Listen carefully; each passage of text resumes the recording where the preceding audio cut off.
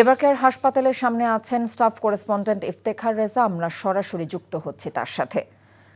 Iftekhar, BNP চেয়ারপারসনের স্বাস্থ্যের সর্বশেষ নতুন কোনো কি তথ্য আছে আপনার কাছে? আজকে দিনের যে বেগম খালেদা জিয়ার স্বাস্থ্য সম্পর্কে যে ব্রিফ, সেই ব্রিফ এখন পর্যন্ত হয়নি। হয়তো বেলা গড়ানোর সাথে সাথে পরবর্তীতে বা সন্ধ্যার দিকে হতে পারে। তবে গতকালের সর্বশেষ যে তথ্য রয়েছে সেটি মূলত ডাক্তার AZM জাহিদ হোসেন জানিয়েছেন যে বেগম খালেদা জিয়ার স্বাস্থ্যের অবস্থা অপরিবর্তিত রয়েছে এবং তিনি চিকিৎসা গ্রহণ করতে পারছেন এবং সেই চিকিৎসায় তিনি সাড়াও দিচ্ছেন বলে জানিয়েছেন গতকাল।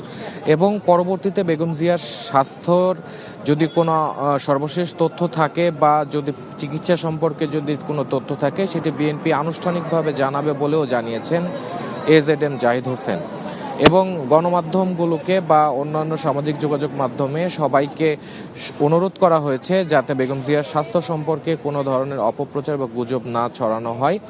এবং আমি আপনাকে জানিয়ে রাখতে চাই যে 3 দেশের, বিশেষ করে বাংলাদেশ, যুক্তরাজ্য এবং চীনের যে বিশেষজ্ঞ চিকিৎসক দল রয়েছে, এই 3 দেশের চিকিৎসকদের সমন্বয়ে মূলত বেগম জিয়ার চিকিৎসা চলমান রয়েছে। এবং বেগম জিয়ার চিকিৎসার যে তদারকি, সেই তদারকিটা করছেন তার জ্যেষ্ঠ পুত্রবধূ ডাক্তার জুবাইদা রহমান। তিনিও প্রায় হাসপাতালে আসছেন এবং তিনি খোঁজ খবর রাখছেন এবং চিকিৎসার যে সকল রেকর্ড রয়েছে সেগুলো দেখাশোনা করছেন এবং চিকিৎসার যে পরবর্তী ধাপগুলো রয়েছে ধাপগুলো নিতেও তিনি সহায়তা করছেন। তো এই ছিল এভারকেয়ার হাসপাতাল থেকে বেগম খালেদা জিয়ার স্বাস্থ্যের সর্বশেষ তথ্য।